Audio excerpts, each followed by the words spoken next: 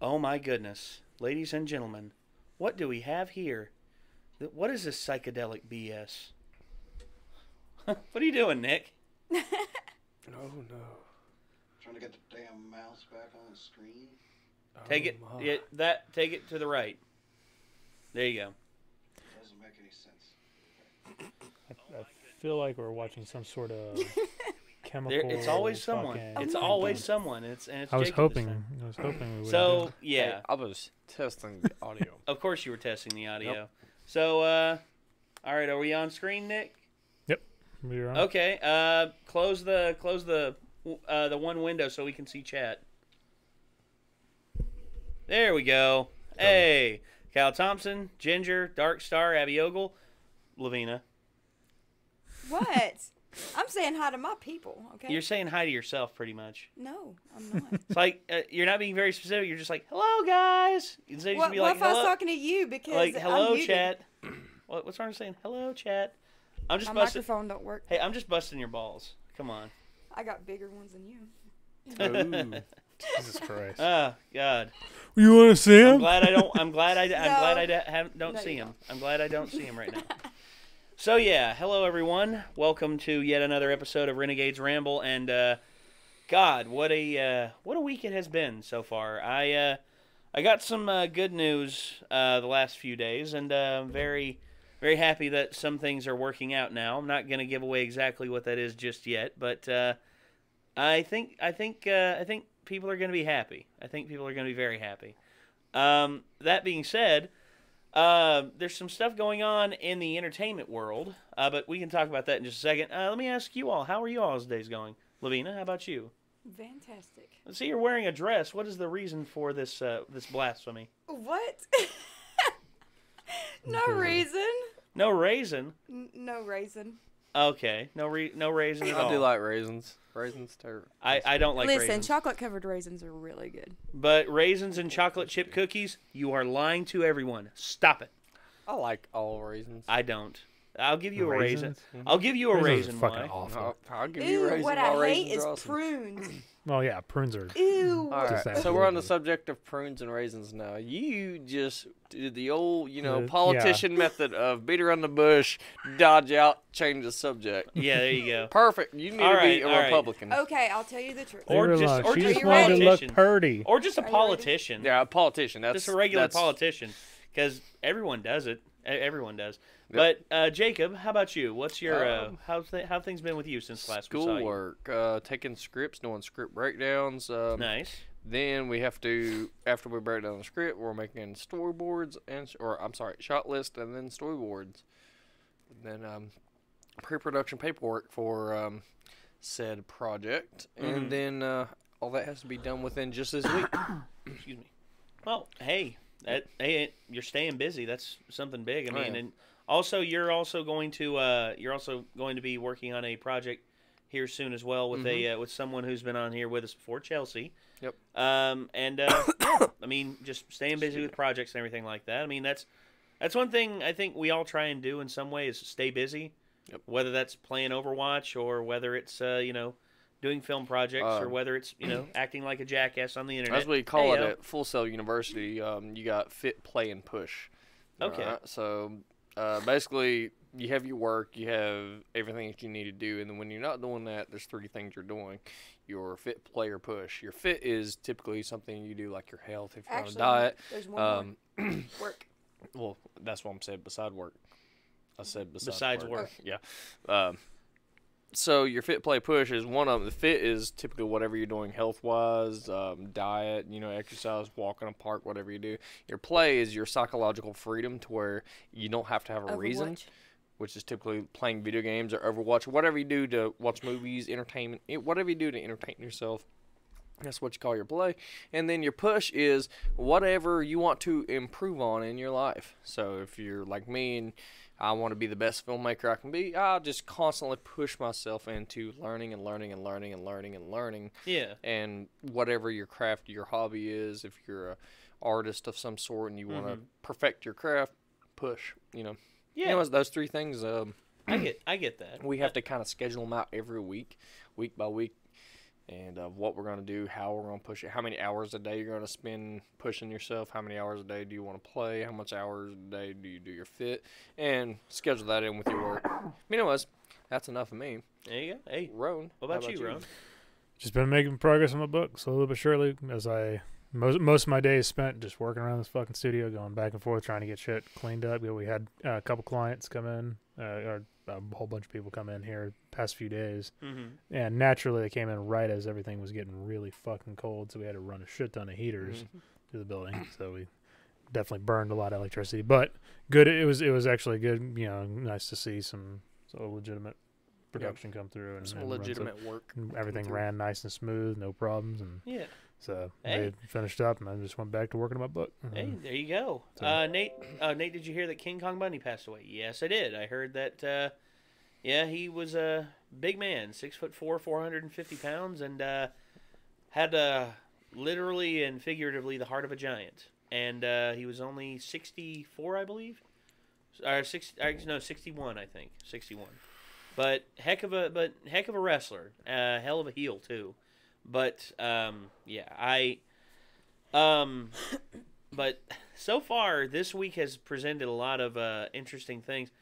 The new Destiny DLC is going to be released. I don't know if you all have kept up on Destiny or anything. If you I have played only played Destiny 1 and 2 for about 30 minutes each. I played the campaigns, but you didn't. I'm way out of the league. I didn't do like raids and stuff. I'm out of that too. But Never played not saying it's a bad game. I mean, I did not enjoy what I played. So. Well, this is going to be the first one that is going there. This new DLC coming out is going to be the first one that is officially solely under Bungie's umbrella instead of being under the Activision umbrella as well. Because, as many people know out there, there are several video game publishers out there who are absolute garbage. The ones that people have known about for a long time, Activision and EA, which, there you go. I mean, just the saying of those two companies' names, I think, has officially lowered everyone's IQ by about 5 points. And then right now, Bethesda's actually in hot water because Bethesda now they're like trying to the Fallout 76 deal, right? Well, yeah, not only that, but Fallout 76 is one thing, but the amount of just gut punches that they're delivering to their community over stuff. For instance, them trying to shut down some fan projects and stuff like that. Like, unless these fans are doing something that is like truly terrible, like violating like making money directly. Well, I don't mind them. Well, here's one thing I have to say. If I were to create something, personally, and someone wanted to come along and try and do their version and wanted to make money off of it, I wouldn't care. Do you know why? Because if they're better at doing it than I am, and they can make a better version of it than me, go all freaking... I mean, heck. That's what Epic did. Epic Games. I mean, They hire... All their employees were their customers and people that... That's how it used to be, and then Cliff Bleszinski left, and now it's just a free-for-all where it's just I don't think all Fortnite all the time, Epic Games Store, blah, they blah, weren't blah, even blah, doing anything there for a while until Fortnite hit, then it's all of a sudden Epic Games is doing stuff. Well, they were making money off of just the Unreal 4 engine, which probably the best game engine out there right now. Yeah. I know a lot of people are like, well, what about Unity, and what about all this and all that? It's like, no, because Unity, while it's free, Unreal is also free, and it has so much more. It's been in the game for about 15, 20 years longer. Yeah, and every implementation they put in is like a massive improvement. That's what they made Ace Combat 7 with, the Unreal Engine. Yeah, and also Kingdom Hearts 3, that's what they made it with. I mean, the Unreal 4 engine is such a flexible and such a beautiful engine to work with, and the amount of modding that you can do in it is just like, holy mackerel. I like the fact that you don't have to run C++ in it. Oh, that's the a biggest blessing. Ultimate thing, because I'm not a fan of coding. I mean, it's not that I can't code or anything. I can if I really need to. Yeah, same here. Oh my gosh! I mean, to me, it's the most ancient dinosaur method of like. I mean, that's like stuff you would program some really. And you have to get it perfect. Well, there's no typos. There is no typos in code. Yeah, and for me, one thing I will say is that Epic, if they're actually pretty close to here, actually. And from what I understand, they're actually wanting to go into the movie business because it's what they've actually talked about. Well, hell, Unreal 4 engine has been in the movie business for a while. Well, Most of your scenes, if you look at Chronicles of Riddick, I'm just going to use an example of the third Riddick movie, the one that's just called Riddick. The entire background and everything was completely created with Unreal. Unreal 4? Mm-hmm. Nice. I mean, pretty much all the effects of the debris, the dust that you see and everything, that's all pretty much green screen, props. Of course, they had a lot of stuff on there, but mostly green screen. And that's, actually, I think I remember you talking about that when we were hanging out up at at Bridgeport Studios, yeah. Because I remember that's actually the first night I met you all, like, fully. I met, like, I mean, we crossed paths at various conventions and stuff like that. Mm-hmm. Yeah, Conapalooza, we talked a little bit. But then when we actually got to talk with one another at Bridgeforth, we were just like, holy crap, something actually might be here. What's up? Overexposed. Too bright? Okay. Jacob is doing a little bit of camera work. Might make things a little bit better. The ISO was on high. The game was on high. It was at 1250 ISO. That's a lot better. I don't know why it should ever be turned up. Your ISO and your camera should always be low. Luke Perry died too? Dude, is that really true? Because I heard that he was. It's kind of been on the news a lot. Yeah. Yeah, Luke Perry, he did die. That's unfortunate. Man, my sister was actually a really big fan of his Yeah, so Union's talking about the whole thing with Epic Games and Metro. As well. Oh yeah, and Metro as well. Yeah, that's another thing that it's just the whole thing. I personally, whenever game studios mess up to that level, like EA's made a habit out of it ever since. I lost trust in EA, I would say, when Mass Effect 3 came out. That's when I started to really, my faith in EA as a game publisher was shaken to my very core. Because you take probably one of the greatest sci-fi stories in gaming that's ever been told, and instead of letting BioWare do what they do, which is craft these amazing narratives that can branch off and become all these things. I mean, you look at BioWare when they were left completely alone to do something when it came to doing an ending. You look at Star Wars: The Old Knights of the Old Republic. The ending of that is considered by many to be one of the greatest video game endings of all time, and it's because you don't see it coming. And if you would have given BioWare enough time, if you would have given BioWare another year to have completed Mass Effect 3, I guarantee you, no one would have complained. The only thing I will say is if it was EA's decision to take away the whole fucking mining aspect that it had to go into Mass Effect 2, where you have to fucking circle around every goddamn planet with a scanner to find shit. As long as if EA is the one that made that call, then I'll give them credit for that one, because that was I think maybe that was BioWare's decision, because tell you what, I will trade back the mining thing if I could get rid of the friggin' two, the checkpoint going up onto the bridge. You got those two that are just standing there gabbing and talking shit, and you have to stand there and listen to their incessant whining for like a good 20-30 seconds while the section of the map loads.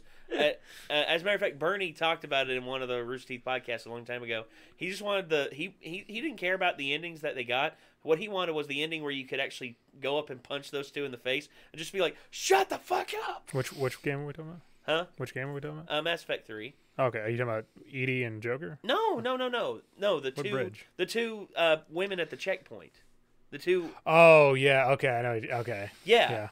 It's like because in Mass Effect 1 we had the elevators. Mass Effect 2, the planet mining. Mass Effect 3, those two bitches.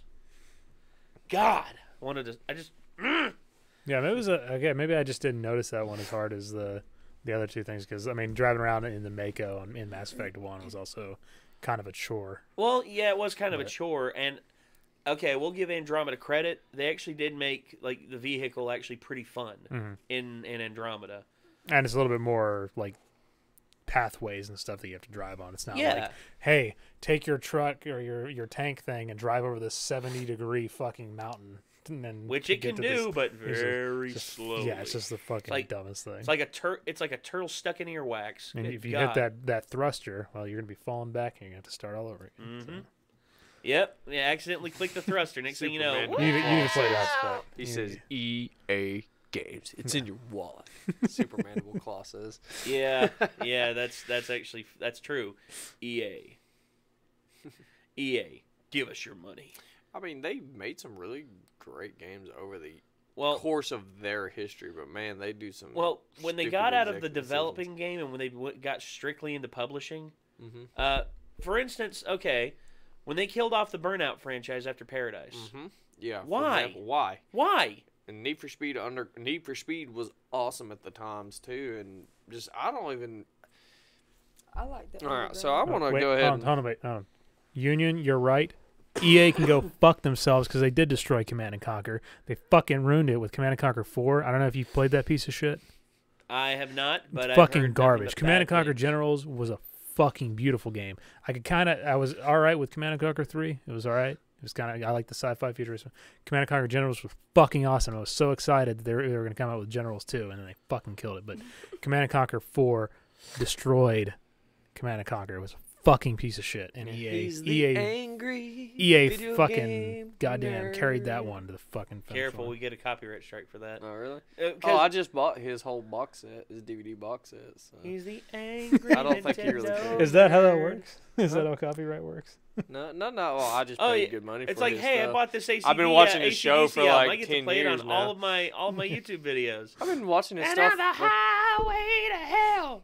No, man. Highway to hell. AVGN has probably been one of my favorite shows. I watch every Dude, episode and every content he comes out with. Like Oh, James he's Rolfe, so actually, awesome. James Rolfe is actually how I got introduced Mhm. to. Actually, it was his battle against the Nostalgia Critic that actually made me just go, "Who's this Nostalgia Critic guy?" And then I looked up Doug Mm-hmm. Walker, who's probably my favorite. JonTron, he introduced me to JonTron. John too. Tron, yes, John JonTron Tafari, is the awesome, man. man. I love John Tron, dude.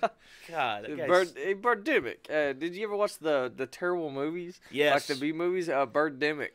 Watch. Then there was Food Fight. Yes. We watched. We actually did a reaction to his Food Fight review, and is that a poop rat?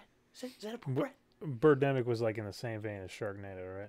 Yeah. Like yes this is, and no. but because except they were actually serious with Birdemic. Sharknado was a Sharknado, they spoof. knew they were Okay. into. Yeah, for they knew they were ridiculous funny. ride. This Sharknado's shit was funny. awesome. Sharknado's I'm sorry. hilarious. I'm sorry, but I watch every one of What the fuck See- is wrong with see- you? because John- they're stupidly funny. Okay, Like- I will never. Like flying sharks. Roar, you know, I mean, come on. I will never It's so not stupid. laugh at John Hurd getting eaten in the first one. That's just friggin' hilarious. And then, of course, the chainsaw part in the first one. Ian Ziering with a fucking chainsaw, like, just cuts it in half. I'm like, what? That's bullshit. But God, I still find it funny. If you, It's a lot like Iron Sky. You all seen Iron Sky? Yep. Yeah. Iron That's Sky is another good. one that's absolutely ridiculous. My and mom I used to love it. watch a lot. still of need to people watch just the second growing and up. It third. was- Listen, there's some dumb freaking movies out There there. are. Like the freaking Attack of the Killer Donuts.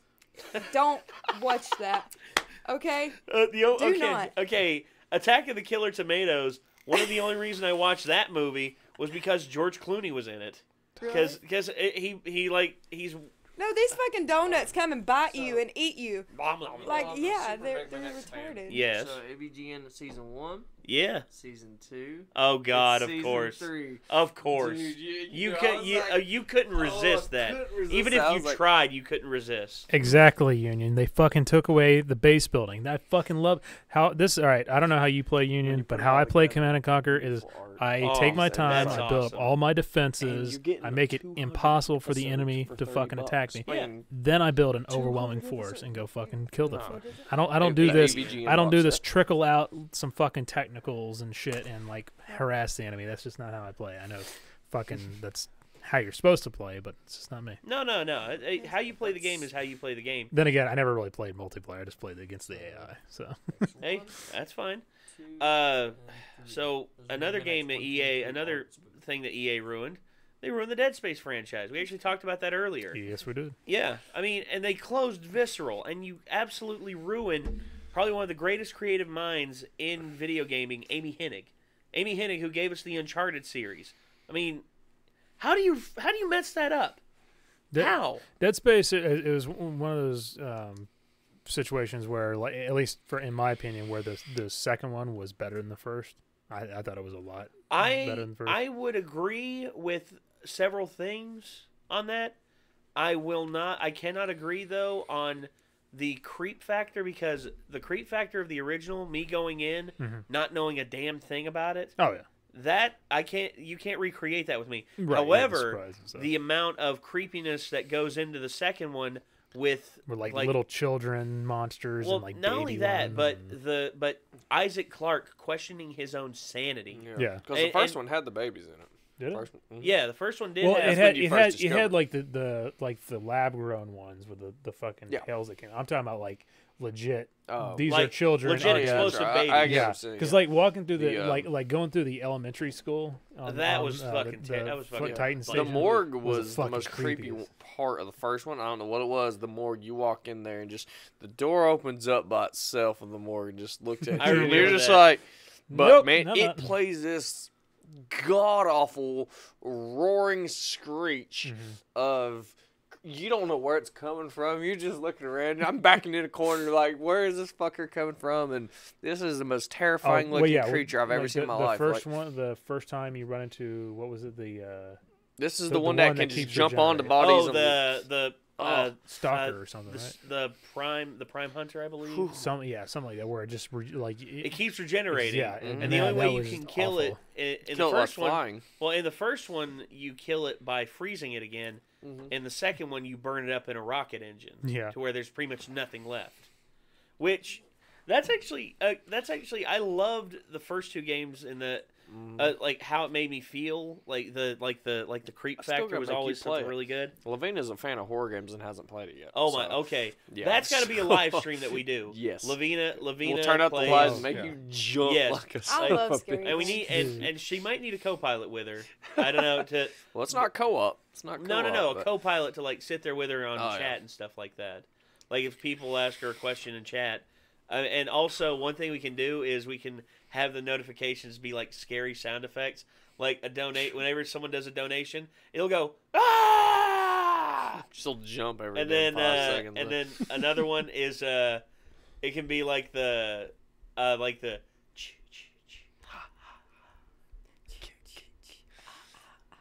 yeah, exactly. Kill mom. Yeah. Kill ma. Union wants me and him to start a mob and start shouting AK-47s for everyone. Well, I do believe that. Hey, I'm all for guns. I'm a pro gun guy, but that's the thing in Conquer oh yeah. Like when you're playing the basically game version of ISIS, the GLA, you can send civilian mobs with fucking AK-47s. Give them AK-47s. Yeah, it's kind of fucked up. Markiplier did that for a live stream. Also, Terrorizer did that for a live stream as well, because I remember he was playing Resident Evil 7, and as he was walking through the door creeped open, and as soon as it like reached to where it stopped, all of a sudden it was like ah, and Brian actually like jumped up. He's like, Jesus fucking shit, and just like almost fell out of his chair. He's just like, you fuckers, you keep doing that on purpose. I fucking hate you. All right, let's keep playing. It just goes right back to it. Super Mandible Claw says, Nate, have you ever heard of a game called Terminal Velocity? I've heard of the movie Terminal Velocity. It's a hilariously bad film with Charlie Sheen and James Gandolfini. I have not heard of either. Well, Terminal Velocity, it's about this pilot / skydiving instructor played by Charlie Sheen. He's introduced to this woman who wants to take lessons. Turns out she's just wanting to use his plane for some stuff, and she's actually a former Russian agent who's trying to stop these ex-KGB people from stealing American military secrets. And James Gandolfini plays a Russian spy. Imagine that, Tony fucking Soprano from The Sopranos playing a fucking Russian spy. It's hilarious. And the movie ends with them in a windmill farm. You know those electrical windmill farms? Mm-hmm. And you like see the windmills going like ultra slow and all this and all that. Oh. And then in the very finale, James Gandolfini's beating the shit out of both of them, and then Charlie Sheen comes up and he pulls the parachute. And all of a sudden, for some random reason, the wind picks up and it blows him back. And then all of a sudden, it's moving more like a helicopter. The windmills, which were moving like this slow the entire time, the entire scene, all of a sudden, and then he all just of a sudden, happens to pull his parachute toward the damn thing. Yes, please. And then all of a sudden, gets grinded up, and you just see blood on the. It's just like, you really think green energy is safe?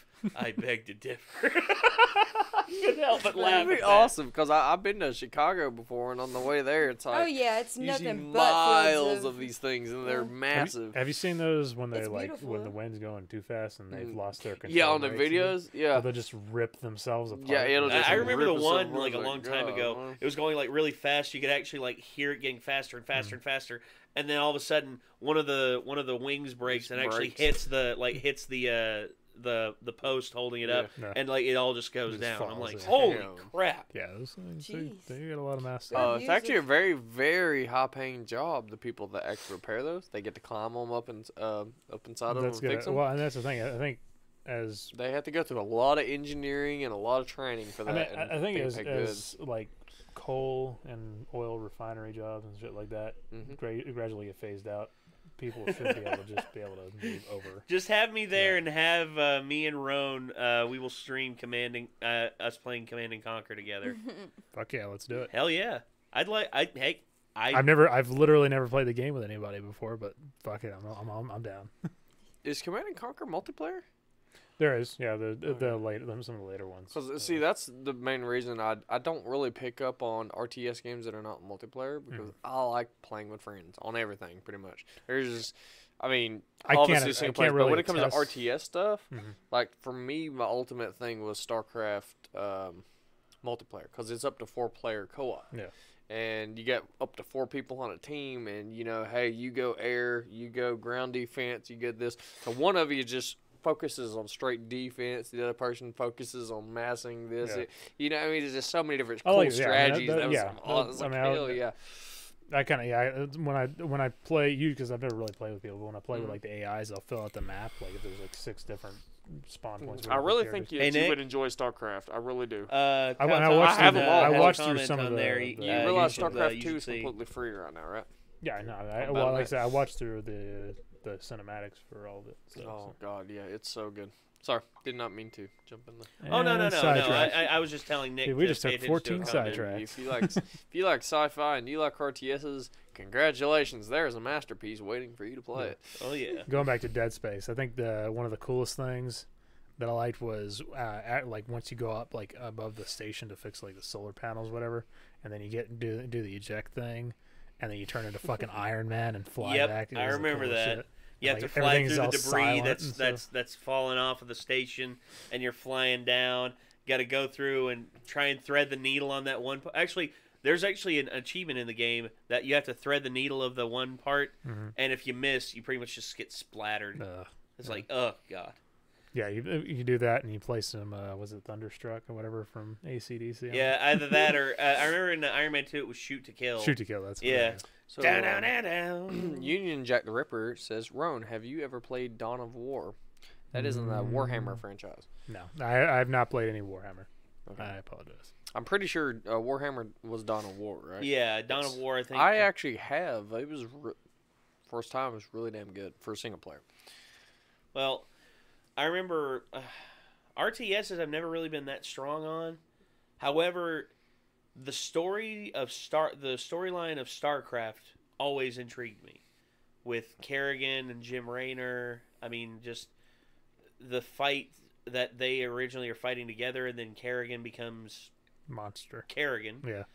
And then eventually her and Raynor actually... Definitely a character you can sympathize with, though. Well, yeah, I mean, she was pretty much left behind, man. I mean, and she was transformed. Well, she wasn't just left behind. She was basically betrayed by... Well, yeah, that's... one dude.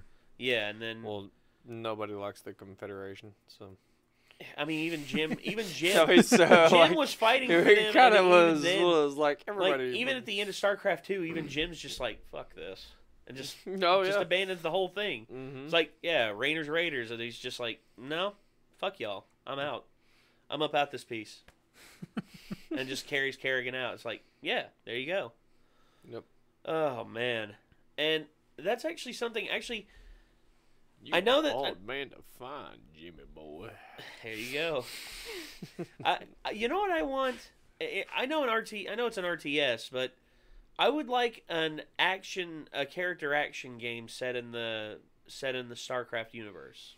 Well, there were rumors back when Project Titan, which is now Overwatch, was out that, hey, they were in development of possibly a StarCraft MMO or something like that. And to the StarCraft fans, I really think that's it would kind of be cool, but, you know, as a complete AAA project, which is usually what Blizzard likes to do, it kind of almost be an insult because I think a lot of people just...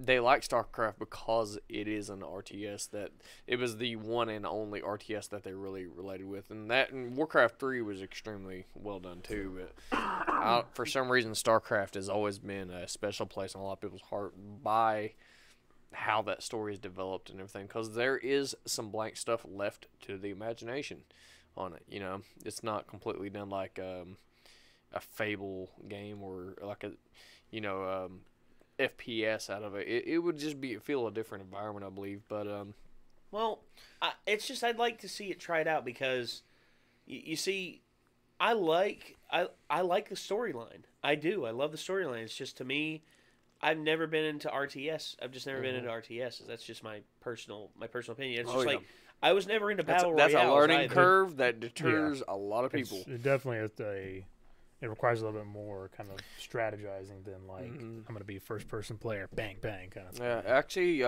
my brother, he plays StarCraft 2, and that's his favorite game, like, ever.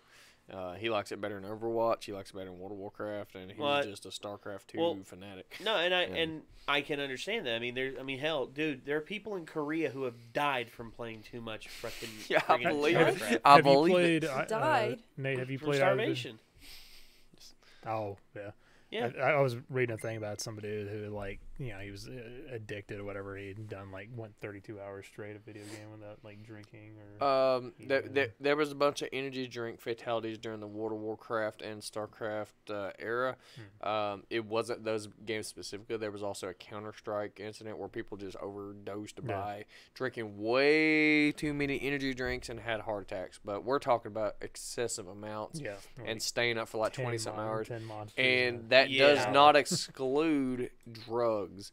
You know, they could have highly been on... Like, they could have given possibility themselves uppers like crazy. Yeah, they could have been on a lot of when you hear other somebody stuff. who had a heart attack because they drank, like, 5 liters of Coke in an hour.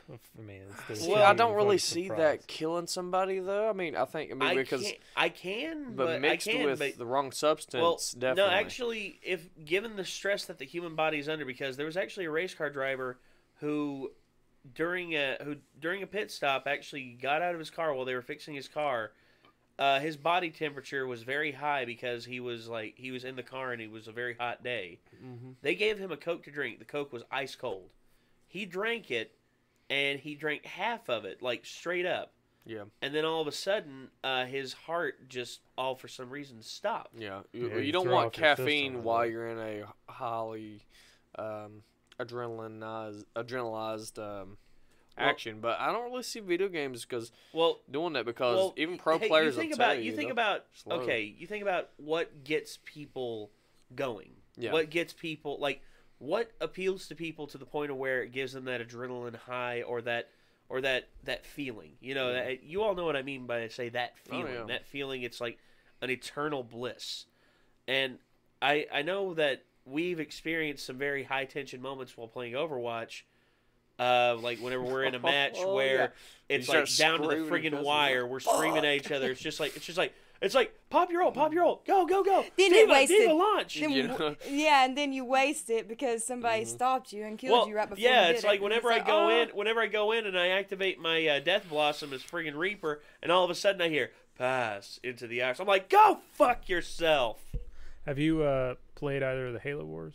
No, I have not. I would say, that's probably a pretty easy way to. Maybe personally for me, just because I'm a Halo fan in general. But a good way to maybe get into RTS a little bit. just to kind of get like a feel for it. I mean, it's pretty simplistic and straightforward because they made it for console and stuff. So I don't know. So Just thought. one of our comments says by Kyle. He said, "Isn't Diva a professional StarCraft player in the Overwatch universe?" I believe so. And I can't remember. I know she's a professional gamer, like a tournament gamer. But I don't know if it said StarCraft specifically. I mean, it's Blizzard, so they can. Yeah. So, Yeah. I think so. I'm not Maybe. sure. Well, it doesn't necessarily have to be. Like, if it were by a different company, it would still be okay. It's just as long as it's portrayed in a light that doesn't defame them. Kyle says, "Did you hear about the guy who sat in Starbucks and died from playing StarCraft? He sat for like 40+ hours in something, and he got up and fell over and died." Well, actually, you know why he died? You know why he died? Because he had a blood clot in his leg from sitting there for too long and not moving his legs. And then he stood up, and then the blood clot moved up into his heart, and then that was it. As the eSports players say from Winston from StarCraft, a healthy body is a healthy mind. It is pretty amazing though to think about that. Like you can just die from that, like just like sitting too long, Sitting too right? much, yeah. But then you see people on like motorcycles that just fucking get in the get just slammed by a car, and you just see them get right back. I'm like, how the fuck is that possible? Well, How are you still alive? well, honestly, every human body is different. Like every single human body out there is different. I mean, you look at people who are frail, like people who suffer from Vrolic syndrome, brittle bone disease. Yeah. Like stage 2 or stage 3, where the simplest, they actually, if like this right here, that would break their finger. Like that little tap right there would break their finger. Like you're a Joker. Oh yeah, where you're gotta, Joker. Like, hobble around. Yeah, you're fucking pretty Normandy. much just like. Although you are the best damn pilot in the entire universe, but okay. And then you have people like LeBron James or Michael Jordan or J.J. Watt, these athletic freaks who pretty much get involved in J.J. Watt more than anyone, get involved in these massive hits that would be so damaging to some people's bodies. And it's like, physically, I think LeBron James right now is probably the most peak physical human being that has ever existed on the face of the earth. The man is 6'8", 270 pounds, runs like a gazelle, leaps like a fucking leaps like a friggin' a springbok, and has like just such natural strength and gifts. And it's just like people complaining about equality of outcome and everything. It's just like, okay, hey, you know what? Let's hobble LeBron James so he can make the NBA more fair. Break his kneecap. Yeah. It's like, hey, I want to be a professional NBA player. You know what? That guy's too good. We have to hobble him in some way. Cut off his foot at the ankle. Oh, crap, he's still better than me. Okay, cut off his other foot at the ankle. Crap, he's still better than me. Okay, cut off one of his arms. Okay, he's still better than me. Okay, cut off his entire left arm. Okay, now it's fair. It's like, okay, you want to talk about equality of outcome. It's like, make every single human being exactly the same. Sports is not a topic for equality. I mean, well, there are certain people that prevail in it. Well, there's a reason why there are sports. Mm-hmm. There's a reason why we have and, athletes. I think, I don't know why we're talking about sports right now, but if you look at... we talked about eSports earlier. Yeah, but if you look at, like, Peyton Manning, he's not very tall. He's not super, He's 6'5", dude. Peyton Manning is? Yeah. I thought, which one's short? Am I around? Which one's the one that's 5'8"?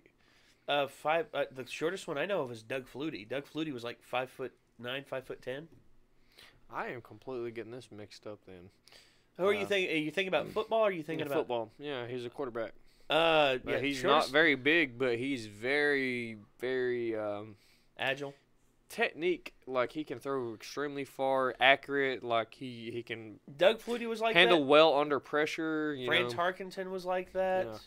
Damn, who am I thinking of? Yeah, see, it shows you how much I watch well, sports. no, it's fine. It's fine because so I'm definitely not definitely talking like big into sports, but you take somebody that's got stats kind of like LeBron James, and then you put it toward somebody like me, like 5'8". No matter how hard I ever try and practice, you're still going to be a huge disadvantage to a whole team of people that have like that, and it's like, damn, man, that'd be hard. But I guess that's why I like playing with friends and everything. But as far as ever playing on a team, I would never stand a chance. Well, I played football when I was in high school, and I was pretty good. I mean, I was a linebacker. I mean, that's what I was built to do. I was built to pretty much just I was a burst athlete. I wasn't like a long endurance running athlete or anything like that. Wasn't a basketball player. Basketball players, they run up and down the field. I wasn't a soccer player either, because those guys, they run up and down the field all the time. Or I'm sorry, to our European friends out there, football. Sorry. So, but I was a burst athlete. Yeah, that's pretty much all I was. I was like that too. I couldn't do distance. So. But I was good at what I did. But there was a guy on our team who I swear, if he would not have messed his life up and with drugs, he would have. I think he would have gone like all 4 years to college. I mean, he had a full ride to Virginia Tech, and he effed it up whenever he OD'd on drugs and. So actually acquired some brain damage. That's actually a topic we haven't really discussed on here a lot is eSports. So as we see now, eSports has been around for a little while as far as like little tournaments and stuff like that with Fatality, Jonathan Winlow Fatality. I used to love watching that. Yeah. I used to play those games Quake and Unreal Tournament, but now it's evolved to a common trend that we see. It's a worldwide thing now. But there's a lot of people in the United States especially, do we really understand like what they have to go through to get to those levels of professional esports? Well, if you look at the teams that you play, like go on Overwatch League, for example, right on Overwatch, click on it, and these people are from LA, and there ain't a single one of them American. No. No. The best. Every state, it doesn't matter if there's probably from Tennessee, it'll be like all Koreans. Oh yeah, it's all Koreans. No, not all Koreans. Actually, there are also dig this. There's also Norwegians, Swedish, Germans, and Brazilians. But why are they all foreign? Well, number one, they're saying that it's because their techniques are different. Although I will say this, Cloud9, which is probably the best American team out there, Seagull as well. They're pretty much mostly American, but it's all has to do with their coaching. You see, coaching is a very important thing that people don't take into account. And I know there's, like master level players out there who don't really need coaching. They just know where to go on the map. Well, it's master level communication. Yeah. It is. I mean, all someone would have to say, you have to communicate with the least amount of words possible so you don't clog up the lines of communication. It's like all of a sudden it's like Devon Point. It's like rush. Yep. Okay. Drop ultimate. Okay. And that's all you got to do. Whereas they're really short, quick, instead of going. Like, when you get me, I'm just like, fuck! God damn! Son of a bitch! Wasting mic time. I'm wasting my ult! Yeah. I sometimes feel like that. I feel like I think it's because I never get mad on Overwatch. Sure still there or something. I never get mad on Overwatch. You have noticed it's like me and Justin are sitting there just like this the whole time. Like we don't stop. We don't shut up. And I need to learn effective forms of communication versus just over communication, because I tend to over communicate stuff.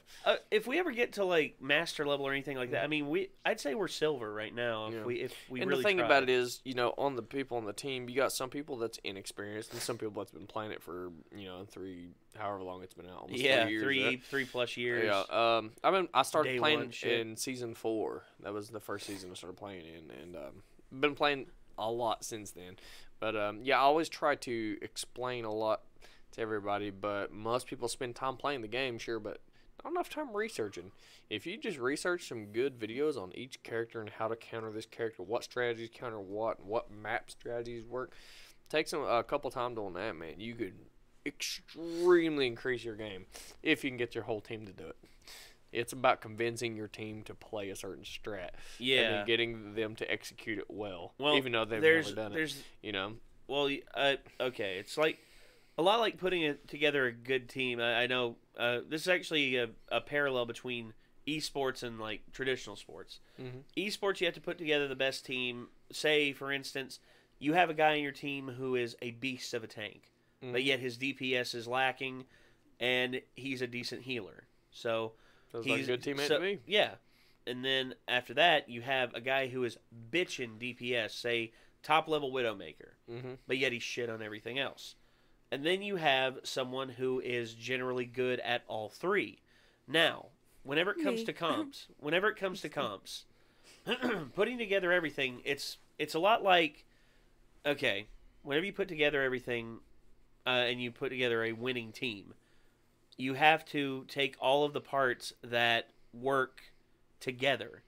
You can't just have one person who's breaking, like, this person here has the most kills as Reaper, but yet his team is like 3-7.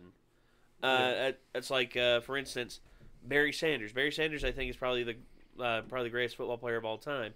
He was 5'7", but yet that man could run with the best of them. And he actually retired at the age of 29 with only like 1,300 yards to go to the rushing title. You're tired of 29. That's insane. Yeah, whereas Emmitt Smith played until he was like 36. You're exactly right. But you have to work off of your strengths and your weaknesses. You have to swap people out for different positions and stuff. And I think a lot of people aren't flexible. They don't know exactly what they're good at because I think, and personally, just my opinion in Overwatch, that damage is the most important. I know that sounds weird, and that's counterintuitive to most. Damage is important. I would say because if your damage is lacking and you have the best heals and the best tanking ever, and you can't clear a point and focus fire, then you're just not gonna defeat some of these like dive comp teams. No, you're not. Well, in competitive, it's not about if you get gold. It's about how much damage you take on people. To rank up, you want more damage, so pick the character that you get more damage and you spend on fire. The time you spend on fire is going to make you rank up. It's not about Pharah, I feel like I do an excessive amount of damage. You do. On most games, I get easily 10 to 12,000 damage per game, which is usually gold. Me and my brother compete for gold on damage. You hear that a lot. Yeah, me, I would say I'm up there too, like 10,000 at least whenever I play Reaper. 9,000 to 10,000. I would say this, I'm probably better with Reaper now than I am with McCree because ever since the Reaper buff came out, I've just been killing it. But McCree is who I traditionally... McCree just got buffed. By the way, so a lot of people are screaming that Reaper is overpowered, and... I kind of agree. He's a bit overpowered. On the high level, the Master and Grandmaster level, they don't think he's overpowered a bit. Have you noticed he don't say high noon still, the McCree, by the way? It depends on what skin you're using. Yeah. What is that? Well, it's the skin. It's if you're on a different skin, it changes your voice For line. instance, if he's the beach bum, like the beach bum McCree, he goes, "It's high tide." Yep. But what's the other one? I know the one. Let's see. The Gambler, I forget what he says is the Gambler. I know, that's why I have the Gambler on mine, so you've probably heard it on mine before. Probably. I heard it. I think it was Junkrat, earlier. Junkrat, and then there's mine as well. It's the it's the Chinese one. The Magistrate. That's mine, and So as far as effective teams, you can compare real sports on those plays to esports, and they line up very well. They do. They really do. Yeah. I mean, I think esports could learn a lot from watching traditional sports on as far as balancing goes and like rules and stuff that regular sports has into it. It's in there for a reason because it's effective. Very effective. And I don't know, anybody who's ever gone into the esports stuff, it's extremely strict. Very strict. I mean, they drug test on a lot of the esports stuff. Now, if you're in an amateur community not playing for money or anything like that, I went to Raleigh, North Carolina one time at a convention they had. This was back when the Halo 2 was around. And we got our asses stomped, like destroyed. I used to play Xbox Live. I was me and I think 4 other friends that used to play a lot. We got to level 50, or that was a Halo on Halo 2. Before reset. That was back when hackers would just wreck your shit too. Yeah, I remember that. But we got to there before the reset on the original Xbox, and we thought, oh man, we're gonna be so good. We're gonna wreck these enemy teams and stuff.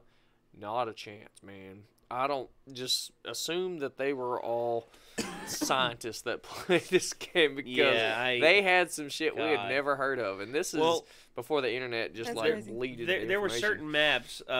any map with a teleporter, you have to control the teleporter. Have to. You have to. Because that means that your team can pretty much fast travel. Yep. They can fast travel and they can do whatever need be on it.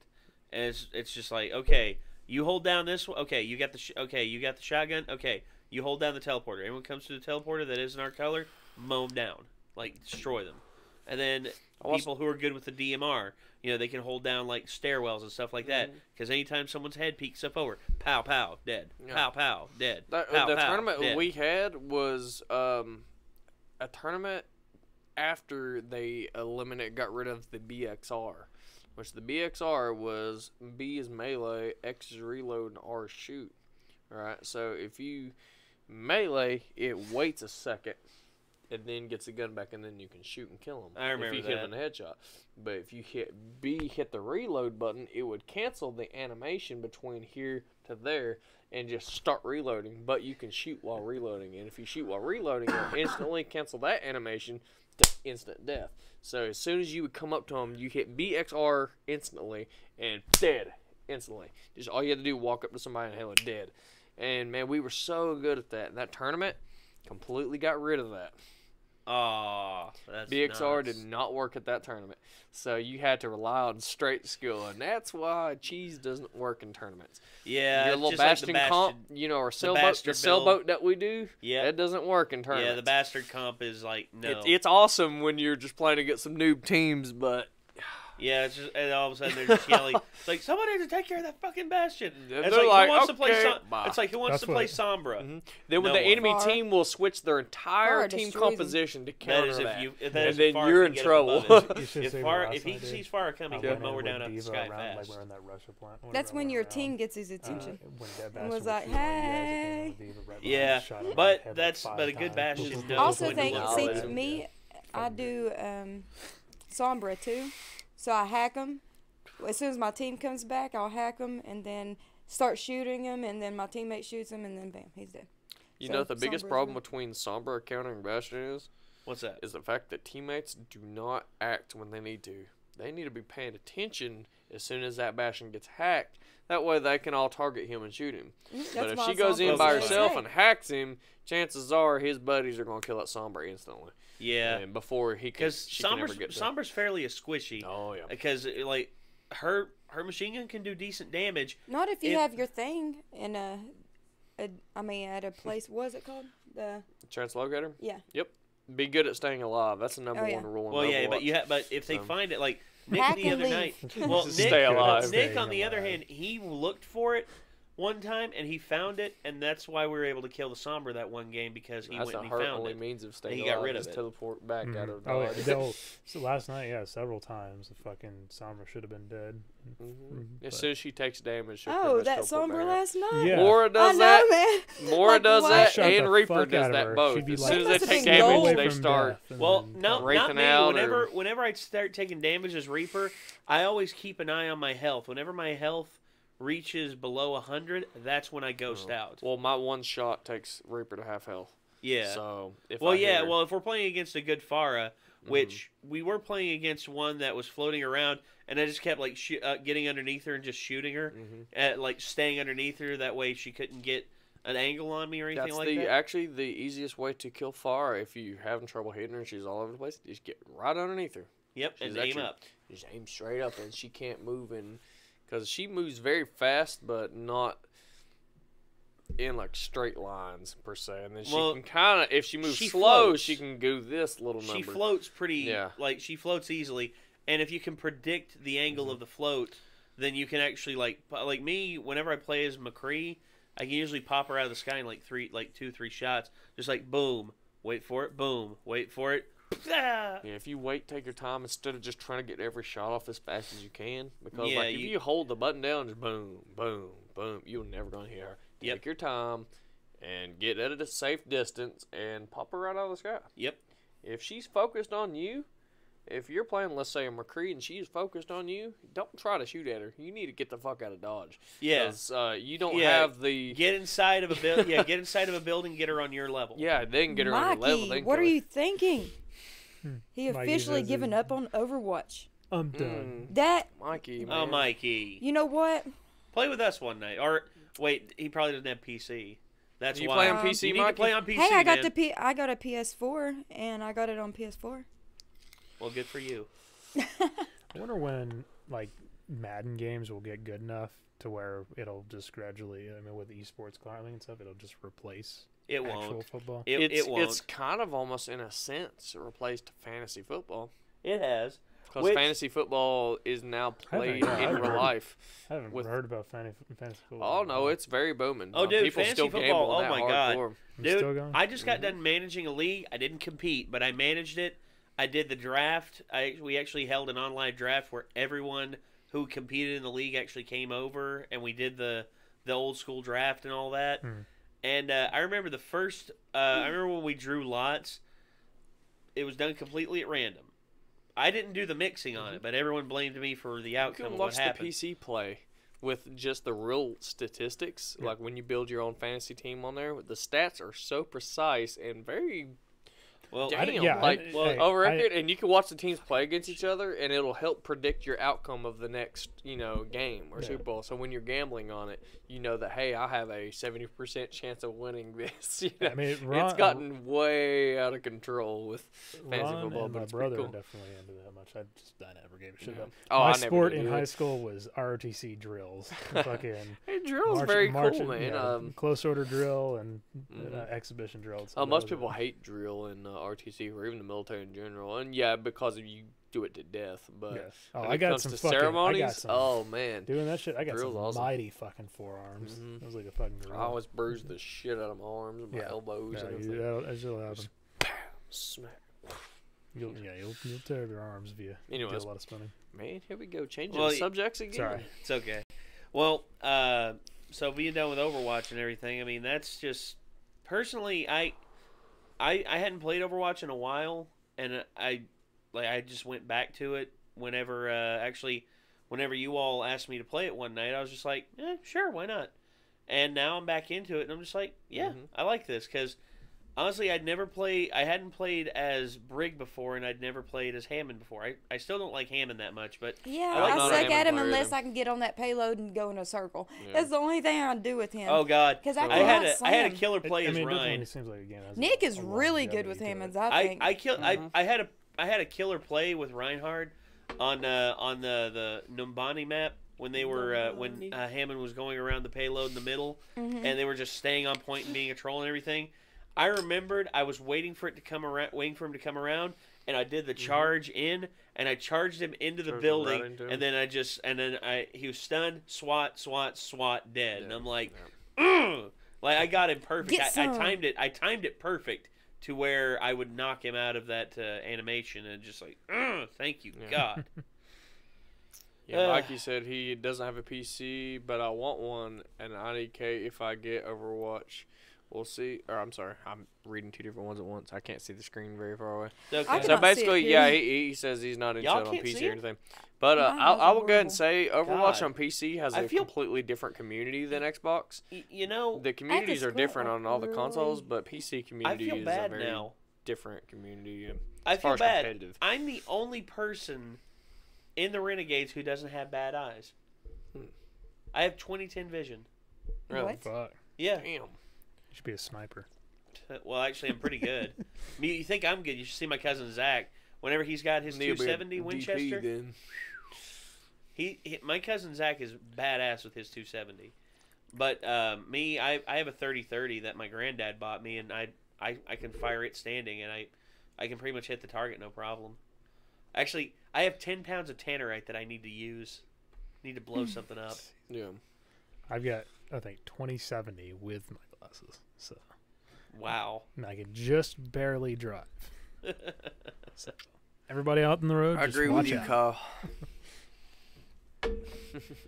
Xbox players are really, really salty. Yeah, because they're a bunch of kids who are just used to their mom and dad buying them everything. Hey, Yeah. I have an Xbox. It's beautiful. But you also have a PC. Yes. Therefore, you And look how- qualify. Look how much prettier this PlayStation I'll be out. is. Yeah. That's a I'm good not PlayStation. getting into the console wars or anything like that, but You know what I have to it say? seems that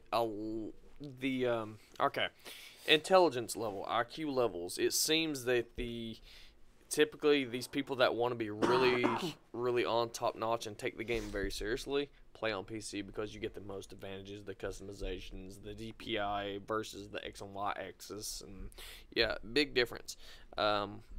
Yeah. Also, have you ever seen a eSports Overwatch that's on console? I have not. I have not either. Most of I them know. are I like think they make them or something. Well, but I've never seen. There are a games Pro that World are Cup. support that like Super Smash Brothers. Yeah. Now that's and like reasonable. super and like fighting games. Yeah, fighting games you have fighting to play on games. controller. Well, actually, either a controller or if it's supported, the sticks and buttons. Because there's actually some people who play like Marvel vs. Capcom who cannot play with anything but that. As a matter of fact, one of the best arcade players. Yeah, with the old school arcade feel, and they just sit there with it on their lap, and there's like. Oh yeah. And I love that. I love seeing them do that, and it's just awesome. Like me, I remember watching. There was actually, he did a live stream where I think his name's Kevin DDR. He became the first American Grandmaster in Tetris. Oh wow! And he was like the 7th person in the world who'd ever done it, but he was the first American. Like everyone else who had done it was Japanese, and he did it. And I remembered like seeing his hand movements on like the little. He couldn't play with a controller.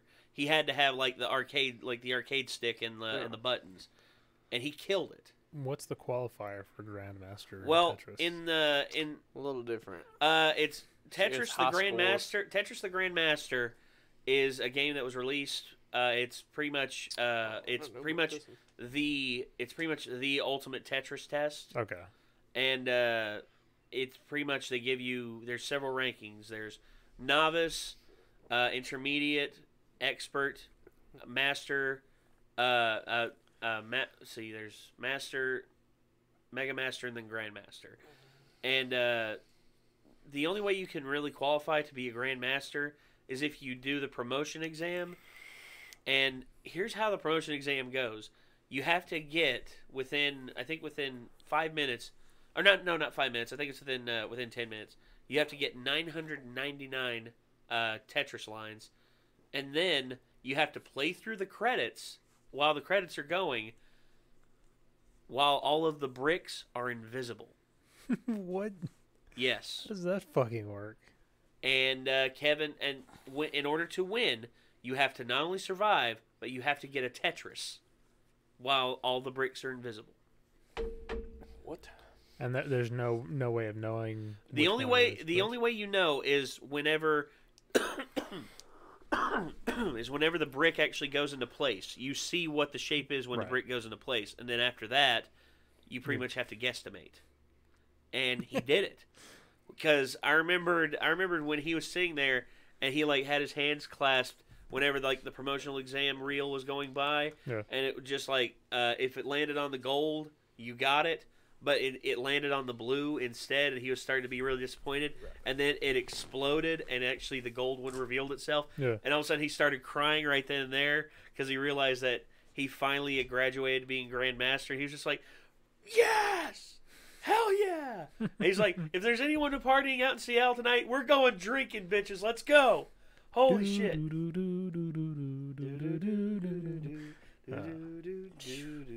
Tetris. Is that the song that plays in the credits? I got like a little dubstep version of that. I was so good at Tetris, especially on the Game Boys, the one it came with, because it was the original game it came with. So. Well, there were two. That sucked. Well, there were 2 Tetris games that came out here recently. The first one was called Tetris Effect, which is. Well, I don't even know the new Tetrises. Yeah, I just know the original. Well, there's 2 that's out right now. One's free, and one of them is worth the purchase in every way. It's actually a Tetris game. The Tetris Royale thing? Tetris 99. Basically. It's pretty much a Tetris Battle Royale where you have to pretty much keep playing against 99 other players, and last person. Remember they were here when we reacted to the trailer for that. Ronan and Levina saw it, remember? Nope. God, is that you? What? That's that. Yes. It is Where? God. That's blasphemy. Micah would be very displeased with you. Micah is my son. God mercy. So I guess we did. So that's Nick. So that's Nick in the office. Somebody said earlier, by the way, you had Apex on the title, and I was wondering when you're going to talk about that. Well, I just had Apex in the title because it's a cool name big to have. topic. It's a cool word. It is, and honestly, so funny enough. Okay, we have when it comes to Apex, Nick is really the source of income or the source of expertise on that. But I will say this: Apex is made by the same people who made Titanfall, which Respawn. So all good in my book. And also, it's effectively taken over the battle royale, battle royales as a whole because. Yeah, it's killing the shit out of Fortnite, isn't it? Well, for now, but they're saying that number's actually going to taper off because Apex, the people who ran Apex were actually doing promotions. They paid people money and gave them extra ads on their videos for playing for playing that on Twitch and stuff like that. But after all the ad money went away, the numbers have pretty much remained the same. So, yeah, for the most part, it is beating Fortnite now. So, honestly, man, I think it's a good thing that, Battle Royale games, I know for right now people are almost sick and tired of them. Well, they're not sick and tired of them, but they're starting to realize... Starting to reach saturation. Yeah, eventually they're going to be sterilized and it's just going to be okay, yeah, this is just going to... Okay, yeah. Because it's the same way with rhythm games. When Guitar Hero and Rock Band, and then eventually the market got oversaturated and people just got sick of them. And there's potential for another explosion with rhythm games and stuff like that, but I don't think it's going to be coming for a while because the party atmosphere for gaming now is almost gone. It's gone downhill. Yeah, because I don't know what it is. I think. I don't know what it is either. Well, I imagine it probably came on the coattails of split screen gaming and stuff. Everybody kind of getting together to do Halo or whatever, split screen. Yeah, and I think as online gaming has evolved and it's become more dependable, I think people have realized I don't have to go over to my friend's house. Yeah. Instead, we can just play separately and all that. So I don't like that though. I won't play. I want the option much, though. At least. Well, just to be honest, man, I have no incentive of playing a co-op, for example, Resident Evil 5, 6, a co-op game with anyone over the internet. It just doesn't sound fun to me. Well, I'd like to do it. another playthrough of Resident Evil 5 with a partner. Well, the thing about it is, if I want to play, a co-op game with my girlfriend, I got to buy 2 Xboxes, 2 controllers, which it comes with a controller, 2 copies of the game, 2 TVs, 2 Xbox Live accounts, and hope my internet doesn't lag to death. Yeah. And that's the thing. And that's what I'm saying. That is a lot of money. That Ryan Haywood argument. That's a lot of damn money. I don't have that money. It's not possible. But why the hell can I not sit in front of and hook 2 controllers up to it? And here, pass controller, split screen, just like it's always been. You just explained it because they want you to go buy an extra Xbox, an extra TV. Well, fuck them. They can kiss my ass, man. That's the and I said that. That shit makes me so mad. Nintendo still does it. Yeah. Nintendo Switch made it easier now. Now, because if I'm playing Mario Kart, I can take both my hands, hand you one of the controllers, all of a sudden flip it sideways. Now I got 2 controllers. Yeah. So when you buy 2 controllers, that's why I like the Switch. That's why I like the Switch a lot. Yeah, because the Switch is Nintendo hasn't turned its back on its fans for that stuff at all. And I say that I don't really play too much multiplayer. You guys get me into Overwatch, probably about the most I've played multiplayer. But when I was going through high school, me and my friends fucking played split screen Call of Duty all the fucking time. Call of Duty, Halo. The amount of games that had split screen and were fun. Need for Speed was another. Gears of War. Gears of War was one me and my cousin Zach. We played through the entire trilogy together. I remember after Gears of War 3, we both sat there and were just it's actually one of the changing points in my life where I realized me and him aren't going to be able to do this forever because we're both going to grow up. He's going to, he's currently in a relationship with his current wife and now mother of 2 children. God, man, I remembered after we completed Gears of War 3, we actually, the first night we played it, we didn't sleep until it was 8 a.m. in the morning. We got it at midnight, drove straight home, and started playing. It's actually very similar to my Gears of War story, except for 1 and 2.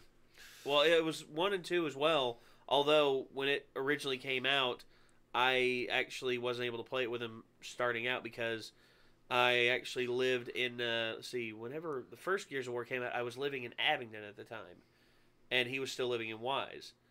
But then when Gears of War 2 came out, I lived in Wise, but he wasn't around at the time. I think he had graduated high school and was actually trying to work a full-time job, which you know how that goes sometimes. Nope. And then when Gears 3 came out, it was both a perfect time for us because we were both free. We both had enough time on our hands to where we could do whatever we wanted. And then all of a sudden, boom, just went out, bought Gears of War 3, got the Ultimate Edition too, that had the COG tag, and the COG tag that actually had a code on the back of it that was an extra character that you could play as, Adam Phoenix, Marcus's dad. Yeah. And then there was also inside this awesome statue of Marcus with a Lancer, and I remember playing that, and just the end of the third act was where me and Zach actually had to take a break because it was such a gripping moment because I didn't see it coming. I mean, I expected something bad would happen, but I didn't expect it to be like that. Yeah. And then of course, after the game was all said and done, we were just like, oh God. And then I remember me and Zach, we actually played through Gears of War 4 together, but we played through it online together, which was different. I didn't like it as much. I wanted to play through it together with him, like co-op split screen. Mm-hmm. When is Gears 5 supposed to come out? The what? Gears 5. Later this year. Okay. I think actually April. I'm not sure. But I'm excited. They said the next Halo will in fact be split screen. Absolutely. So thank God. Great on that matter. Yeah, that's why I didn't get into Halo Infinite, man. I mean, I love Halo Infinite. I'm just pissed off of playing the same 2 or 3 maps the entire game. Yeah, I'm very not happy about that. The Halo 2 had tons of maps. Oh yeah. I mean, enough to keep you really replaying it. You know. Well, yeah. Overwatch has a lot of maps. Yeah. But Halo 5. Like every time, if you go to casual, you get the same 2 to possibly 3 maps, like in a cycle. Yeah. And then if you play competitive, you'll get a different set of maps, but it's the same 2 or 3 maps in a cycle. And it's like, why? The one thing I did like about Halo 5's multiplayer was the boost, the movement abilities. Well, I think what was the game mode? Like the larger battles. Oh, big team battle. Yeah, big team battle. Yeah. Well, I don't know if that's what the specific name is called, but yeah. That's like what they're called on 16 Halo. versus 16 or whatever. Where you it's 8v8 is big team battle. 16 versus 16. I'm not sure what they call that. I'm not sure. Does anybody know? It's like a war or like a war game. I think. Like war game is the game. Where it's just a lot of players. Resistance. No. Regular Warzone. No, Lavina's having to take off. I thought it was like war game or something. I don't know. I don't know if she'll be back. But bye, Lavina. Bye. All right. It was like war game or something where you can basically, it's like a 16 versus 16 match. Yeah. I could be wrong with that, but you basically gather points and you can call in vehicles and shit like that. Mm-hmm. Oh yeah, that was one thing I liked. But then there was also God, what was I going to talk about? Gears of War 2. Gears of War 2 had a lot of maps. Yep. It's just the problem. I love Gears 2. Well, it's just the problem is everyone would always pick the exact same maps over and over and over again because with a voting system. Yeah, with the voting system, which I didn't mind, but at the same time, I like it random. Like it random. Alan Burnside, who's actually from the UK, he was actually one of my first Xbox friends that I actually had long conversations with about stuff. Mm-hmm. He actually went by the nickname FTL Nemesis, and I remember actually. When we first met, it was in a random game. It was in a rando game, and we all had microphones. But there was this one guy there was one person that wanted to get in and was trying to get in to play with them all night. And I just came in, And Nemesis was just like, "Hey Nate, Nate Hambone, I gotta ask you, can you just for a little bit, mate? He was trying to be so nice about it, but then he's just like, could you do me a favor, mate, and just for a few matches, fuck off." I'm like, okay, all right, bro, let's go. Let's fuck off on what way? Fuck off. Like, just wanted me to leave the game so him and his friends could play for a little bit, and they played for a few games, and I think it was FTL Raven, who was from Ireland, who was really good friends with Alan. They played together, and then Revan left, and then they invited me back, and then Nemesis was just like, "It was cool of you to do it, mate. I was just trying to be a little bit cheeky with you when I told you to fuck off. I was just trying to be funny." And I'm like, "No, I get it, man. It's fine. I know you were taking the piss." He's like, "Oh, you know slang, right?" And I'm like, "I know a little bit. I'm not gonna say I'm like proper on the whole thing." But anyway, he would always pick the fucking map Canals, and he would just call it Canals, because he just wanted to be. He was a cheeky bastard. Oh, I call Hanzo just online, just to piss the Hanzo players off. He called it Canals just because anal. That's it. That's all. He only wanted to make that pun every single time. He's like, "No, mate, let's go Canals all day." I don't know why. Like, I guess it's kind of toxic. I guess you would call it toxic, but any of the high level players, gold or higher anyway. He was gold. We'll know exactly what you're talking about. There's nothing worse than you fucking jump in a game and they insta-lock Hanzo, Genji, and fucking like a Widowmaker. Like, right off the bat. Right off the bat. It's like, we are already going to lose. Yep. I'm just going to leave game now, like, fast as I fucking can. Yeah, because all they want to do is just try and do as much damage as possible. Fuck team play and all this and all that. Actually, I went into a random quick play one night, and I entered team chat, and I was just like, "Hey, anyone got a dude." And I was just like, Vina likes to do that. You on team chat on quick play. I was like, "Hey, anybody got a microphone?" And a little fuck kid. You. No, and a little kid came on. And was just like, "Yeah, and I fucked your mother last night." And I'm like, why? No, and playing on Xbox. I Xbox. actually pressed the button. I was just like, how old are you? and the kid was just like, "Fuck you." And I'm like, and I'm just like, "No, because I'm afraid I'd go to jail." And then he was like, "You're a pedophile." He's like, "You would, because my dick's so big." And I'm just like, "Shut the fuck up, you little You bastard." would, because my dick is so wow. Yeah, he doesn't make sense. And all of a sudden, I'm just like, I thought I left this shit behind on Xbox Live. But anyway, no, for real. I remember when Xbox Live, like, when it was experimental shit, like, I remember that too. When it came out, it was not this big, "Oh my god, did you hear what Xbox?" No, it was kind of like, they got this little thing that you can buy at fucking GameStop, or, I'm sorry, Software, etc. Yeah. Software, etc., that it comes with a headset, and it comes with like a card. And you go online, you connect it to the internet, you set up, and you can play with all your friends online. Yeah. And my first game I ever played on that was Mech Assault. And it had voice masking on there. You hit your voice mask so people couldn't hear your real voice. play game. But it had like different type of voices you could pick and shit like that. I remember but that. nobody could understand a fucking thing you said. So It's like, hey, it was almost like turn everybody down was the like, emulator there. everybody was like, Jigsaw. cut off your voice mask. Cut off your voice mask, please. Cut off your voice. It was like apparently rude to use your voice mask. I was like, okay, so we talked regular. And dude, it was like, it was a clusterfuck because a lot of people didn't know what was going on. Yeah, lack of communication because it's just like. But I don't think Xbox Live really took off until Halo 2. Oh. When Halo 2 launched and it was Halo on Xbox Live, you had to have that motherfucker then. Like, it was like everybody had to have Xbox Live. And if you didn't play Xbox Live with Halo 2, you were missing out. Honestly, I didn't have it. Well, but I was also behind. Yeah. I mean, I totally my get different. phone's I didn't get a 360 until like just before Halo 3 came out. I think. Yeah, I mean, well, it was for the original Xbox.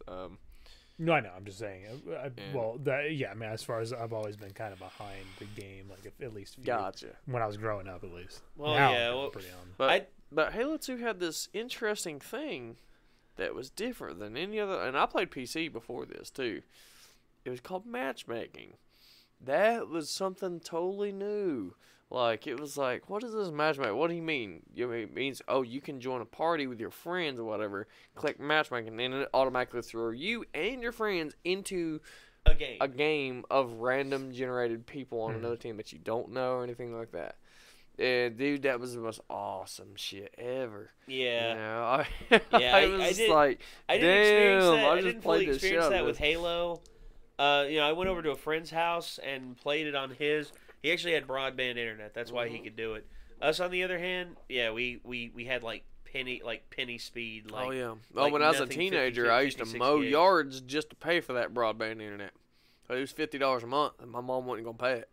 I was like, Mom, we have to get the internet. She was like, we don't need no internet. I'm like, Yes, we do. Like, we have to have this important. stuff. I said, I don't care what we do, how many yards I got to mow, what kind of chores I got to do. We got to have this. And it was like $50 a month.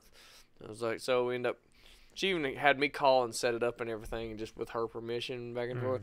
God, I never did that. I had to do all that. We couldn't afford it until my mom got DSL one time, because that's actually what we had as our first one was DSL. Yeah, but it worked on Xbox Live because you didn't have to have a super fast connection, but you couldn't have dial-up. Yeah, it had to be faster than dial-up. Oh, and not only that, I had a PS2. I had a PS2, and I tried to get the modem thing for it. None of the stores in my hometown were selling it anymore. Oh, you talking about the back plug-in thing? Yeah, the for little the plug-in SOCOM thing, US little... Navy SEALs and Yeah. stuff? Yeah, that was I remember that. Yeah, SOCOM didn't have that. We didn't have that in our local GameStop either. You pretty much had to get online and order it, which at the time was kind of like eBay and like, what shops carry this? Yeah. You could actually have There was GameStop no order Amazon for you too. back then. Yeah, it was no Amazon.com to Yeah. get on there. It was, At the time, you didn't know what websites you were ordering shit from. It was kind of like, is this real? Yeah. God, and also there's what's it called? There was the and then when Xbox Live on Xbox 360 took off. Yeah. Of course, the original Xbox 360s, the ones that ate your disc. Ate your fucking disc. The rings of there's two rings. Ate your disc like it was the red Cookie ring Monster. of death, and then there's your disc. I got 3 copies of Gears of War 2 sitting in my fucking room, and I guarantee you can't get one of them to play. Yeah, they ate the fuck up. Yeah, it's because their disc drive system was terrible. Mm-hmm. It was absolutely awful, and it wasn't until the revision that they did. Actually, I remembered when my original Xbox 360 bricked. You know what game that it went out on? What? Halo 3. Oh. I just got Halo 3. I started the first campaign. I started the first mission of the campaign, and I hear the Arbiter go, "Were it so easy?" What was it? That's all she wrote. And then all of a sudden, the three red ring of death, and I'm just like, what? Oh, I went through 3 360s, man. I went through 3 of them. I know your pain. I was just like, fuck this. Like, I was so angry because here's the thing. I worked at a movie gallery in Abingdon. Yep. And I got the game a week early. Oh, shit, dude. I got the game a freaking week early, and I couldn't play it. God. I was so angry because we were allowed to do that. The only thing we weren't allowed to do was sell it or something like that. Or if we did, we'd lose our freaking job and probably go to prison. I don't know how that shit works. But me, I was just happy because all of a sudden I come into work that day and Misty, our manager, is loading the games up in the security box things, and I'm like, "Is that Halo 3?" And she's like, "Yeah, it's Halo 3." And I'm like, "Misty." Oh, I'd knock somebody out. I would have knocked somebody out and grabbed that bitch and ran at the time Halo 3 came out. Misty, please. And she's like, okay, sure. And she unlocked one of them, and she handed me the disc. She handed me, like, the box with the little disc and everything, and she's just like, okay, we need this back the day before it releases. That way because we still have it listed in the system. We'll have you written in the book as you checking it out, an employee checkout, but you need to have it back here the day before it releases. I'm like, okay, fine, I can do that because I had a long weekend. I had pretty much a 4-day weekend because I didn't have any classes on Thursday. I worked that night, but I only worked like 3 hours because they needed me there for like prep work and stuff like that. And then I didn't work Friday, Saturday, or Sunday. And I was just like, I'm gonna beat Halo 3 before anyone else does. And then I started playing Halo 3, and then that shit happens. Red Ring of Death. How far in did you get? Right as the Arbiter said, beginning. right as, like at the first mission where Chief gets his suit's locked up and they unlock his suit, and then he comes up and he puts the gun under the Arbiter's chin, and he goes, "Were it so easy?" And it just cut off right after that. I don't think really a lot of people understand that when 360 first came out, that thing was a piece of fucking shit. It was. Up to 40% of them failed. 40% of all the original 360s just dumped. You should see how many 360s we have in storage. Oh, I've got 2 or 3 in my fucking. I've got 2. I've got 2 myself. I've got the. I've got 2 black ones. I've got 2 of the blacks. 2 of the black ones. I got mine at launch, and then, of course, Halo 3 wasn't out yet, and I installed Halo 2 on it. I was like, oh, yeah, I want to play Halo 2, because we were still playing Halo 2 at the time. And of course, I played some of the other 360 games, and was getting my gamer score up and all that shit. And I think it was about the time I went to go fucking take my disc out. Hit the eject button. Motherfucker just wouldn't open. I was like, are you shitting me right now? Hit the eject button again. Nothing. Restarted the system. Try to wiggle it with my fingers. Hit it. Nothing. That disc would not come out. I was mad as hell. Eventually, I called tech support. I mean, I think this is like the second. No, it might have been the first day I had it. Called tech support. Oh, yeah, we're having a big problem with this, whatever, blah, blah, blah. So here's what I need you to do. He needed me to take the faceplate off, grab a paper clip. Yep. And push in there. This is tech support telling me to do this shit on the phone. Yeah, hit the little release switch on I got my disc out, whatever, and then I closed it again. He goes, all right, now hit the eject button, see if it still opens. Hit the eject, nothing. Wouldn't open. So he sent me a box in the mail that was next day air, put the old one in, sent it back. They sent me a new one before I sent the old one back. Yeah. I mean, that was... That's good. Yeah, it was really awesome, but man, you talking about this was millions of people across the globe had this problem. Actually, I remembered that night. And that one red rained within 2 weeks. I remembered that night.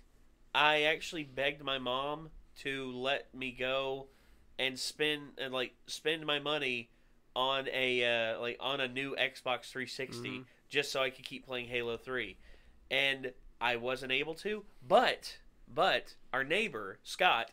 He actually had an Xbox 360, and he was a Halo fan, and Halo wasn't out yet. So when I go over to his door, and I'm just like, Scott, just hold it. Just hold it up to his window. No, I didn't hold it up to his window. He looked over and get a boner instantly. No, instead, when I got to the front door, he's just like, excited as fuck. Yeah, when I got to the front door, he opens up. He's like, "What's up, Nate?" And I'm just like. I bring it up like this, and he's just like, I would have died. Like all of a sudden, he just brings me inside, and we play through co-op, and I'm like, yes, the greatest thing ever. I would have fucking kissed you at that time. I wish one of my friends would have showed up like a week earlier before Halo 3 came out, because we were so ecstatic. It was like I was too, man. Dude, I wore the shirt. I had the fucking hoodie. Yes. Like you knew I fucking played Halo. Like as soon as I walked into school. But we beat the game. First we beat it on heroic, and then we beat it on legendary, and then we beat it on legendary. We saw the legendary ending with the lead into Halo 4. The Shield world. Yep. Which holy crap, dude. I like me and him. We were just like when the ending of Halo 3 happened. Spoilers. It's a 12-year-old game. I think spoiler season is out on it. No. But at the end of the game, when we saw the Arbiter, but we didn't see the Chief, and then when we saw the 117 carved into the little memorial plate and everything, I'm like, no. And then all of a sudden you just hear Chief, and I'm like, wait, he's alive. Yes, he's alive. And then, And then Halo 4 happens. No, Halo 4, I didn't mind Halo 4. Yeah, actually, Halo 4 I liked Halo 4. Guardians, on the other hand. Dr. Dell, the next Halo will be co-op. They already said it. So. And I hope that I hope 343 learned their lesson in that nobody gives a shit about Locke. Nobody cares about Agent Locke. Don't give it to Look, we don't care. I get what they were trying to do. They were trying to add a secondary protagonist to continue on the story after Chief's story was done, but Locke is not interesting. Yeah. I like the guy who plays him. If they made like Buck the leader of the team, like you played as Buck, then that would work. Well, yeah, because it's Nathan Fillion. Because Buck had some character. He was an enjoyable player, and I don't really give a shit about it. Whereas Mike Coulter, I like Mike Coulter. I love him in Luke Cage. But as Locke, he wasn't interesting. Yeah, he was just a monotone kid. There was nothing to it. Yeah, Master Chief, you gotta come with me. There's also the marketing problem where they made it look out like it's going to be this head-to-head, between Locke between Master Chief and Locke. And this dude. And this dude you've never seen before. Literally, they had one fisticuffs. Well, if anything, if you really wanted to do that, if you really wanted to do something like that and make it to where it was a head-to-head showdown, you would have had to have at least introduced Locke in 4. Mm-hmm. Like, do that. And, like, make it to where he was the co-op player, where the Arbiter was the co-op player in Halo 3. That's what I would have done. Mm-hmm. Like, he was the leader of the Spartan team that you ran into. And then, I mean, they tried to introduce some, kind of like they did with Lasky. Right here, let me look at the damn picture. Yeah. I mean, it looks like, it should look epic, and the game didn't live up to the... No. To be honest, man, I haven't really been impressed by, like, a Halo campaign since, I know, people's going to shoot me for saying this 4. I thought Halo 4's campaign was the best since Halo 1. Yeah. I don't know. I'm weird. I have a unique taste on this. I thought. Go ahead. Yeah. Well, I mean, because they dived a lot more into the relationship there between Cortana and Master Chief, and that they did a really good job with it. Yeah. I mean, obviously there are certain downsides as far as here we are fighting the same old Covenant again. I guess we didn't finish the fight. Yeah. Well, honestly, for me, I like the Protheans. Mm-hmm. I liked the Forerunners returning and everything. But at the same time, I would have liked to have had a little bit more clarity on this was a sect of the Covenant that was still fighting against the Arbiter and stuff like that. Yeah. We didn't get that until Halo 5. Yeah. Right. Well, actually, you see that on the website. If you go to their website and everything, they had all the specs and details listed. That's the website. But that's the thing. It's not in the game. That's the mistake that games like that make is, well, just read the books. It's in the books. Dude, the Warcraft fans said that to me. I don't read the Warcraft books. I have no idea. I guarantee you, the producers for Suicide Squad were just like, "Oh, hey, these characters here. Yeah, we don't have to do any. Character establishment like that. Read the comics." Yeah, it's like we shouldn't have to. Yeah, that's not how you do it. It needs to be good standalone on its own. Yeah, and you didn't get that. You didn't get that in Halo 5. Mm-hmm. I mean, I just feel like the games have been kind of disconnected. That's really the only big problem I have with Halo 4. Yeah, I think like the missions are kind of disconnected from the story. You get a little bit of the story, you run and shoot a bunch of people. You get a little bit of the story. Now that formula's kind of been kind of like that since I think pretty much the first Halo, but it felt like on the very first Halo, I was destined on a goal, on a mission of discovery and stuff like that. And, and I would have loved, and you got that a little bit in 4 with the Protheans and discovering the 4 their stuff. I thought was very like that too, even from the opening stage, like the jungle and everything. You first see the Prometheans, you're like, oh shit, this is new. This is something new. It didn't feel like Reach, the book, the game. Reach was a gut punch, dude. Was awesome, except for the fact in the story, I didn't feel connected to any one of these characters. Except for the one that dies, Cat. They all die. Yeah.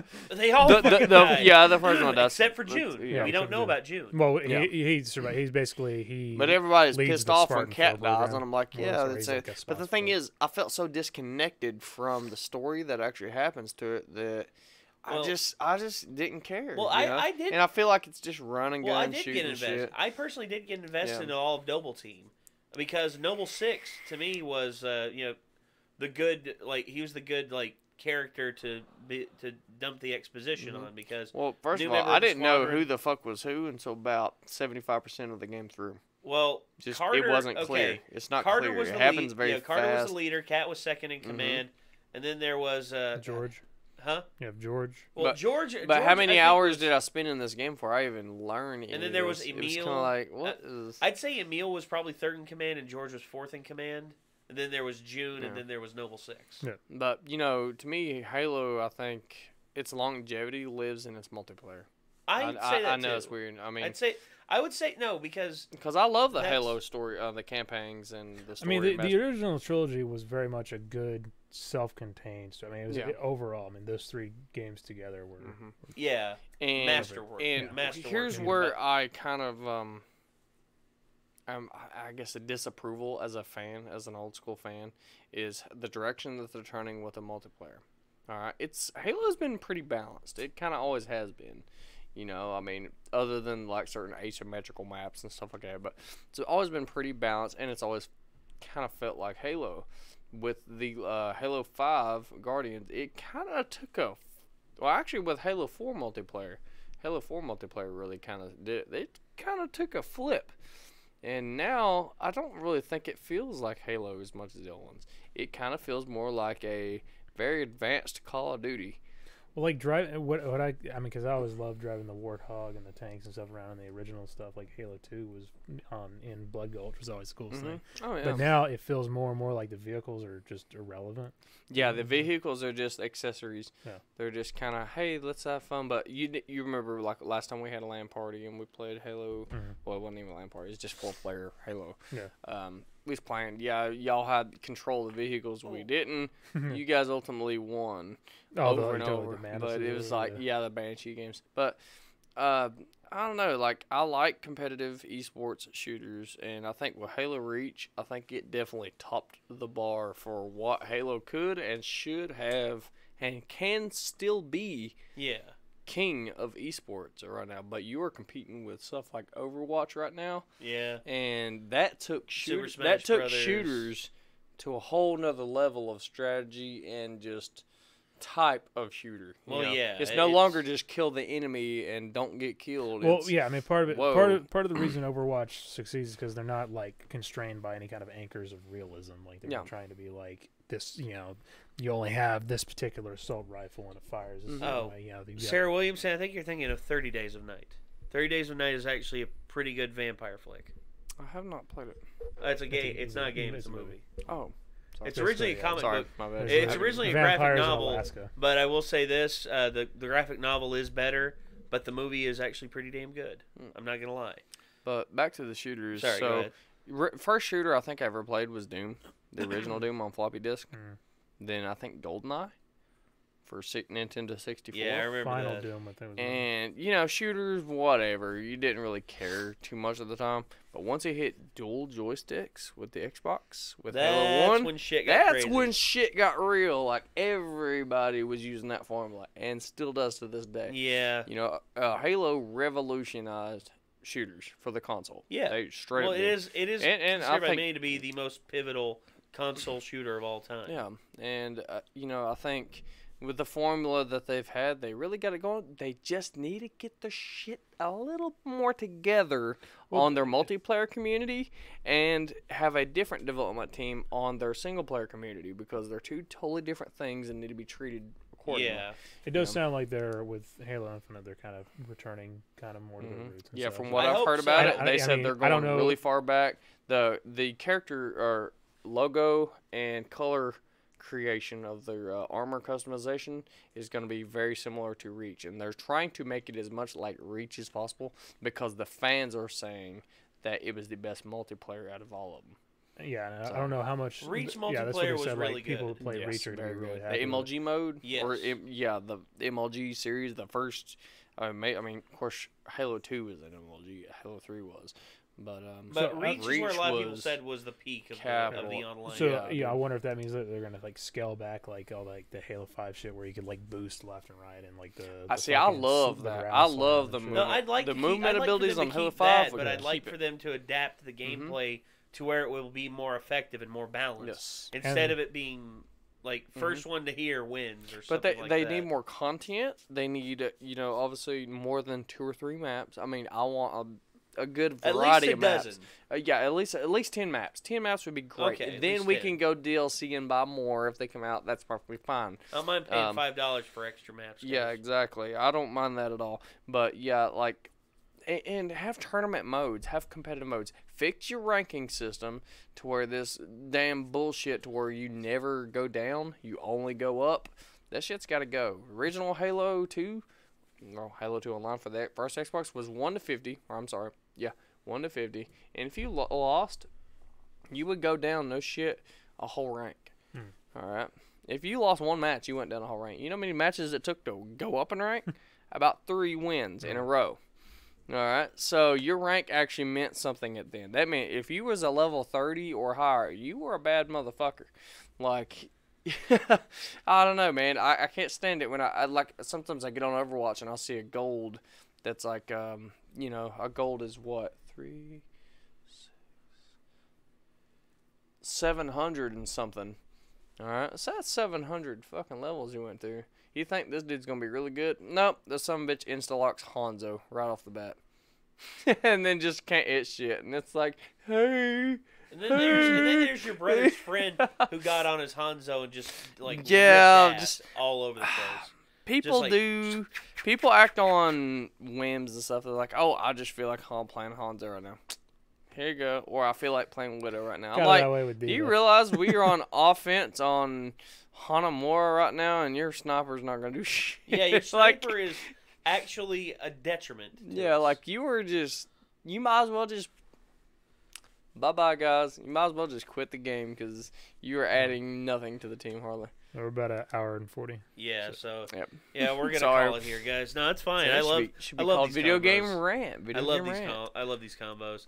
So anyway, ladies and gentlemen, we hope you have enjoyed what you've seen here. This was quite an escapade into the minds of Jacob and Roan and their video game tastes and all that. And we hope that you all enjoyed this. And if you want to see more, hope that RTS makes a comeback because it's in a hell of a dry spell right now. Mm-hmm. So. Okay, well, we'll see. All right, well, ladies and gentlemen, that's going to do it. So I guess until next time, signing off, I'm Nate. I'm Jacob. And I am Roan. And I'm Nick. Oh. And we'll see you in the next one, everybody. Peace out.